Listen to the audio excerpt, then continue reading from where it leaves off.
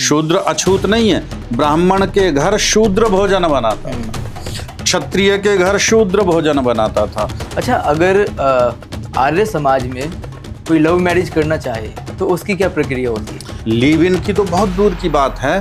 5 से 8 वर्ष के बाद लड़का लड़की के दर्शन करने की भी मनाही है। आर्य समाज में जातिवाद नहीं है, सभी जातियों को एक समान देखा जाता है। तो क्या आर्य समाज क्षत्रिय और शूद्र यदि शादी करना चाहें तो हो सकती है? आर्य समाज में जाति व्यवस्था नहीं है। जी। आर्य समाज प्रत्येक शब्द को विचार पूर्वक लेता है, उस शब्द का अर्थ क्या है तब उसको वह ग्रहण करता है। जाति शब्द का अर्थ है संसार भर के जितने भी मनुष्य हैं उनकी एक जाति है, जितने भी पशु हैं उनकी अलग जाति, जितनी भी पक्षी हैं उनकी अलग जाति, जितने भी वृक्ष हैं उनकी अलग जाति।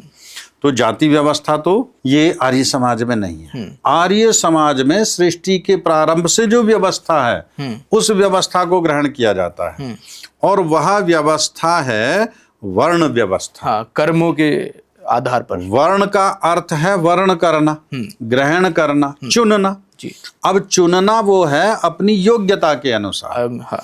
अब जैसे ब्राह्मण है, हाँ। तो ब्राह्मण किसको, आज समाज में बहुत सारे ब्राह्मण वर्ग है हमारा, लेकिन ये जन्मना है, ये वर्ण व्यवस्था जन्मना जाति में बदल गई।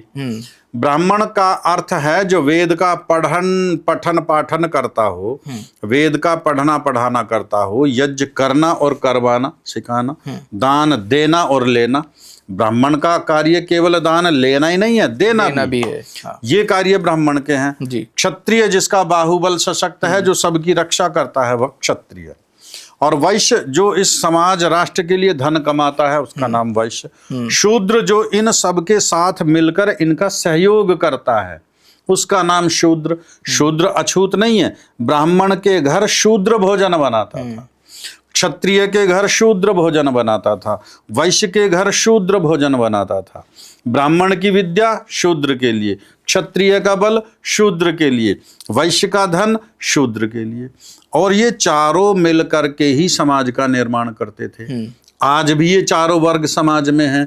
ये फर्स्ट क्लास, ये सेकंड क्लास, ये थर्ड क्लास, ये फोर्थ क्लास, तो आज भी चला हुआ है। अब जहां तक विवाह का प्रश्न है, तो विवाह अपने समान वर्ण में ही किया जाता है, क्योंकि उसके गुण कर्म स्वभाव आज भी हमारे हिंदू समाज में भी हम देखें तो विवाह के पूर्व लड़के और लड़की की जन्म पत्री मिलाई जाती है।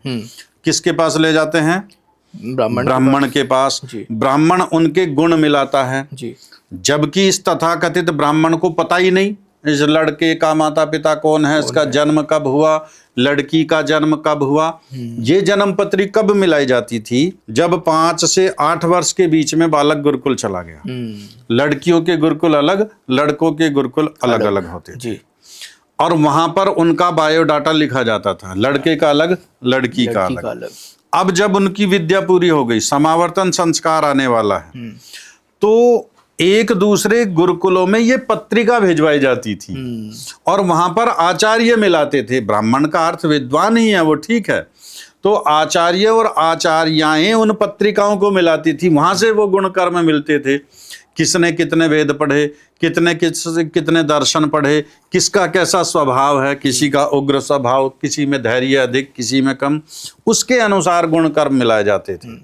वो व्यवस्था थी। तो जो वर्ण व्यवस्था है यही समाज का निर्माण करती है, आज भी प्रचलित है और पहले भी प्रचलित थी। अच्छा, अगर आर्य समाज में कोई लव मैरिज करना चाहे तो उसकी क्या प्रक्रिया होती है? प्रेम विवाह का, वैसे तो विवाह के पूर्व जैसा अभी आपका प्रश्न था ये लिव इन का, हाँ जी, वहां पर पहले आर्य समाज में उसके लिए कोई स्थान नहीं है। लिव इन की तो बहुत दूर की बात है।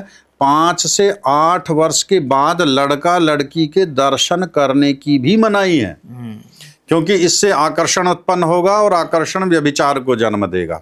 आज समाज में वो बढ़ रहा है। हाँ, उस समय लेकिन स्वयंवर विवाह था, ये परंपरा थी, उसको आज हम लव मैरिज के नाम से जानते हैं।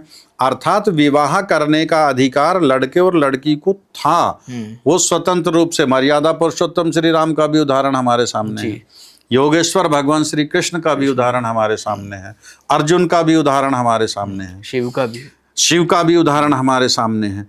लेकिन ये स्वयंवर तब था जब लड़का और लड़की अपने आप में विद्या में वो पूर्ण होते थे, उनके पास इतनी बुद्धि उनकी विकसित है कि मुझे वर्ण किसका करना है।